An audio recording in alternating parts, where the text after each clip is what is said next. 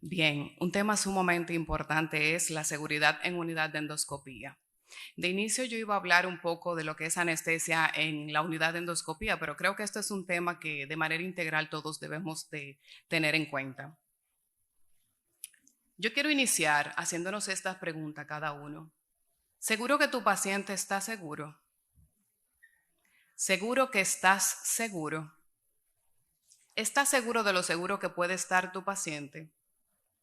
¿Estás seguro que tu unidad de endoscopía es segura? El término de seguridad, si lo buscamos en términos muy llanos, es la ausencia de peligro o de riesgo. También lo podríamos definir como la sensación de total confianza que se tiene en algo o en alguien. Ahora bien, según la Organización Mundial de la Salud, refiere como seguridad a la reducción del riesgo de daño asociado a asistencia sanitaria a un mínimo aceptable. Yo trataré de que no me coja el tiempo con el reloj y que me toquen la musiquita. En el mundo del reino animal, si ustedes se fijan cómo está en la imagen, no es más que las madres con sus hijos que están acogidos, que están de manera integral protegiéndose entre sí para que nada malo le ocurra. Así debemos de ser nosotros también en el centro endoscópico. Dígase el gastroenterólogo, el anestesiólogo, las enfermeras y todo el equipo que tiene que ver con la unidad de endoscopía debe acogerse para que el riesgo sea el mínimo y sea un paciente seguro, un profesional seguro y una unidad segura. También en términos de papeles existe la seguridad. Existen muchísimos protocolos institucionales, guías, chequeos, cronogramas, auditorías que cada vez nos llenamos más y más de papeles y tenemos esas carpetas llenas. Ahora yo le hago la pregunta, ¿sería eso suficiente en términos de papel? Yo entiendo de que no, porque en el papel no se plasma la humanización y el profesionalismo ligado con la humanización de por sí va a dar un paciente seguro. ¿Dónde se aplica esta seguridad del paciente? Se aplica en el preprocedimiento. Desde que el paciente toma una cita, ya está seguro. Porque imagínese un paciente que no ha tomado la cita, que llega de repente, todo se torna un poco tortuoso. Y yo soy de las que digo que todo lo que comienza mal, no siempre termina mal, pero puede que sí. Entonces, esta seguridad se aplica en el preprocedimiento, intraprocedimiento y en el postprocedimiento. Haciendo un paréntesis, ¿por qué no?, de hablar de anestesia, un poquito así medio breve. Antes se utilizaban muchos fármacos que son controlados y no era precisamente por el anestesiólogo. Muchos de ustedes llegaron a utilizarlo. Y yo sé que le pasaban un par de cositas que tenían su miedo. Entonces, hoy en día la Sociedad Americana de Anestesiología ha protocolizado y ha patentizado que sea el anestesiólogo el que administre fármacos controlados y el que dé la anestesia en sí. Existen muchos términos y vamos a plasmar realmente el tipo de anestesia que se da en la unidad de endoscopía. Está lo que es la sedación, que existen 3 niveles de sedación. Sedación mínima, que es aquel paciente que está sedado, dormido, pero que puede tener una conversación normal. El paciente que está en una sedación moderada, que es aquel paciente que está relajado, dormido y que si usted lo llama se puede despertar, así de manera práctica. Y la sedación profunda, que es aquel paciente que se encuentra relajado, dormido, que usted lo llama, no responde. Esa es la sedación profunda. Y de ahí a la anestesia general endovenosa, que es lo que hoy en día se les da a aquellos pacientes para hacerles sus estudios, está tan estrecho. Este es el nivel de profundidad que después de una sedación profunda cae en la anestesia general endovenosa, que no es aquel más paciente que está dormido, relajado, que no responde a comandos verbales, que no responde a estímulos dolorosos, que está totalmente dormido, para que esos procedimientos, como mencionó el doctor Rojas, no le molesten. Para diferenciar entre un nivel y otro, existen varios parámetros, como es el nivel de conciencia, el cual no solo está afectado en el grado superficial de la sedación, también los parámetros de ventilación y el compromiso vascular. Según los estándares internacionales para la práctica segura de la anestesia, según la Organización Mundial de la Salud, existen recomendaciones y otros términos muy recomendados. Es muy recomendado para la seguridad del paciente que está anestesiado, debe tener el mínimo de monitorización. La monitorización estándar, ¿cuál es esta? Su frecuencia cardíaca, la presión arterial y su saturación de oxígeno. Esas son las estándar. Existen otras que ya son más invasivas, que no necesariamente se utilizan en este tipo de procedimientos. El anestesiólogo debe de contar con todo el equipo, con todos los medicamentos y los materiales necesarios para garantizar la seguridad de ese paciente. Existen unos puntos muy clave que voy ahora a entrar como que en el área de ustedes, que me gusta bastante, me considero una anestesióloga gástrica casi. Estos puntos que tienen que ver mucho con ustedes porque son los que llevan el paciente y que les dan las recomendaciones, porque sabemos que estos estudios son de manera rápida, algunos, no todos. El ayuno del paciente es sumamente importante y me fui a la literatura de anestesia.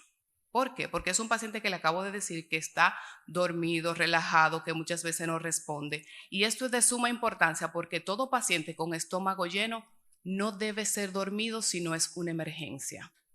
Si no es una emergencia. Estos tipos de procedimientos no siempre son emergencia y de hecho cuando son emergencias que los llevan ya están en un centro y tienen un tiempo, es decir que tienen la oportunidad de prepararlo. Según la literatura de anestesia, el ayuno que se les da debe ser 2 horas para líquidos claros, 4 horas para líquidos oscuros, 6 a 8 horas para leche de fórmula y para sólido.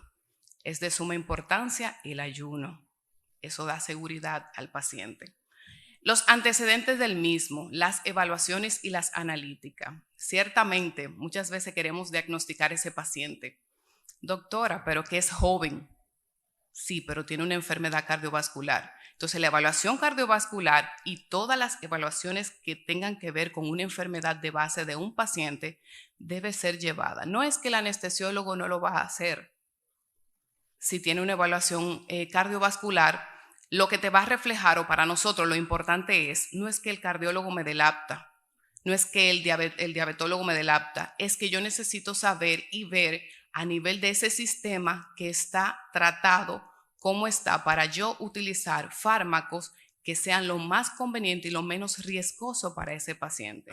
Entonces, aunque tengamos ese pacientico joven, vamos a llevar nuestra evaluación.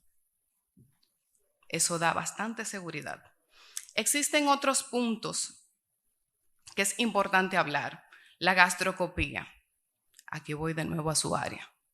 Esta es una exploración, según algunas literaturas, ustedes me corregirán porque ustedes son todos gastroenterólogos, es una exploración de duración de 5 a 15 minutos, sin embargo de 10 a 30 minutos o más si se toman biopsias y se realizan polipectomías. En cambio, la colonoscopia se tarda un poco más, va de 10 a 60 minutos, algunas literaturas refieren, en función a las características del colon. Quise ponerlo de color distinto para que ustedes sepan por qué voy a hablar aquí del tiempo. El tiempo es sumamente importante en este tipo de paciente. ¿Por qué?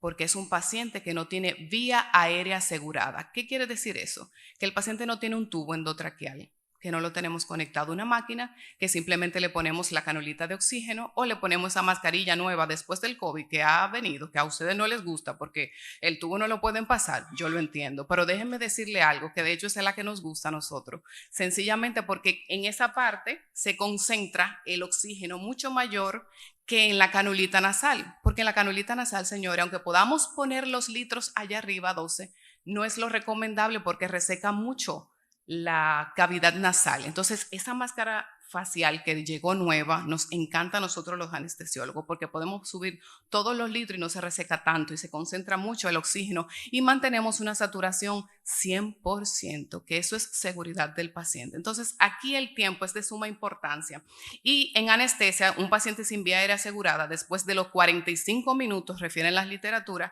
es un riesgo al paciente que exponemos a complicaciones. ¿Cuáles son esas complicaciones? Ustedes saben, que el paciente empieza a toser, que baje la saturación y todos estemos corriendo.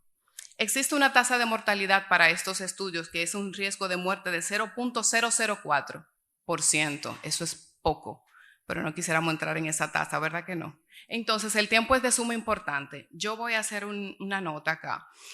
Si es un paciente que estamos realizando una endoscopía, una colonoscopía, y ciertamente ese paciente no tiene ningún tipo de lesión, no tiene ningún tipo de pólipo, de tumoración o un diagnóstico que nos haga detenernos, yo entiendo que ese estudio debemos de aplicar el tiempo, porque es un paciente que estamos arriesgando. Ahora bien, el paciente tiene un tumor, tiene un pólipo, pues vamos a detenernos. Así como entramos el familiar para decirle que su paciente no está bien limpio, que muchas veces hay que suspenderlo, así podemos entrarlo para decirle, miren, tiene un pólipo, tiene una tumoración, nos vamos a extender un poco y ahí no arriesgamos. Ahí ya vamos a saber qué hacer.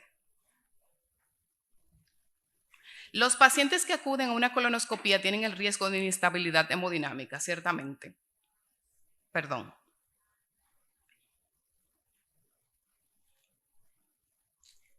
Puede ser por limitación de la reserva cardiovascular, deshidratación, por respuesta vagal, por distensión abdominal. Nosotros como anestesiólogos nos anticipamos a esto, los canalizamos, los hidratamos y también le medicamos con medicación controlada.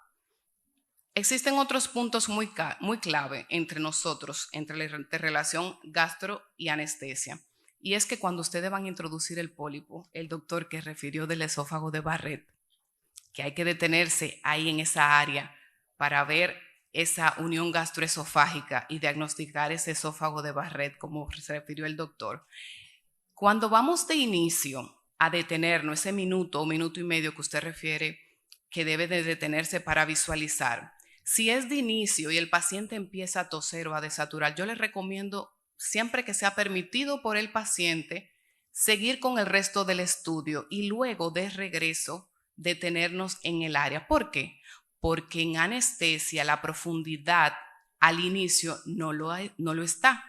Ya luego es que el paciente puede entrar a través de la dosis que administramos en un plano más profundo y podemos saber la estabilidad del paciente y cómo se va a comportar.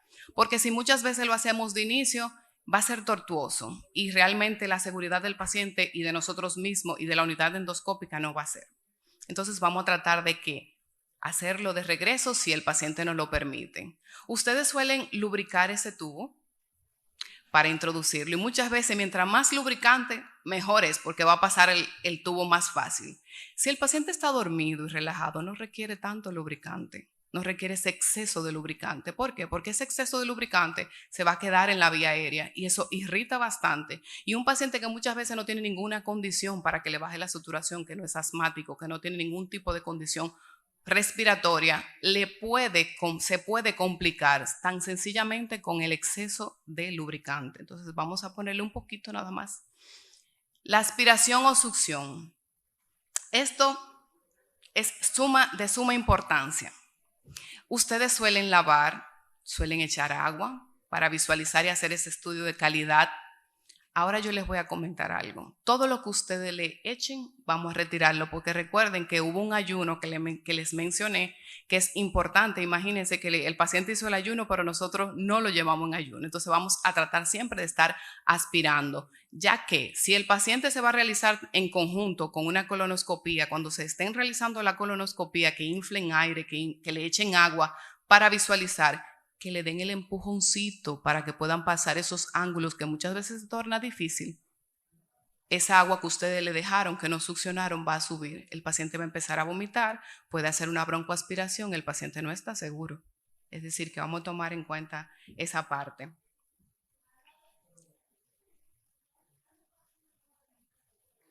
Pasamos el endoscopio de la unión gastroesofágica y queremos hacer esa foto. Siempre y cuando el paciente nos lo permita, nos detenemos. Recuerden lo que les comenté del tiempo. Es de suma importancia porque queremos que ese paciente no se complique. Vamos a tratar de seguir haciendo el estudio, como le mencioné, siempre y cuando el paciente nos lo permita. El lavado y succión, todos deseamos estudio con calidad, que las fotos sean reconocidas e identificadas, pero la succión debe ser una costumbre del gastroenterólogo. Ayuda en todo. Existen muchísimos pacientes que queremos realizar, pero no todos los pacientes se pueden manejar en las áreas de endoscopía. Debido al riesgo de complicaciones de ciertos pacientes, deben ser hospitalizados y no deben ser anestesiados fuera de quirófano. Que mi unidad de la que yo me tengo confianza, sí, todos tenemos una unidad de confianza. Ahora bien, ese tipo de paciente es recomendable para hacerlo en esa unidad. En esa unidad no contamos con UCI, que no contamos con otras áreas que pueden ser necesarias. Aquí están los pacientes que no debemos nosotros anestesiar fuera de quirófano. Según nuestras literaturas, hablan de estos pacientes que son inestables, que son ASA 3 y ASA 4, infarto de miocardio en los últimos 6 meses, diabetes mellito, hipertensión no controlada, abusos de sustancias de forma aguda, EPOC grave, enfermedades renales terminales, enfermedades de células falciformes, demencia, enfermedades cerebrovascular de menos de 3 meses y, por supuesto, no contar con un acompañante adulto. Que mi paciente, yo vine con mi acompañante de 10 años, que es mi hijo. No, señores, el acompañante debe ser un adulto. Eso es seguridad del paciente.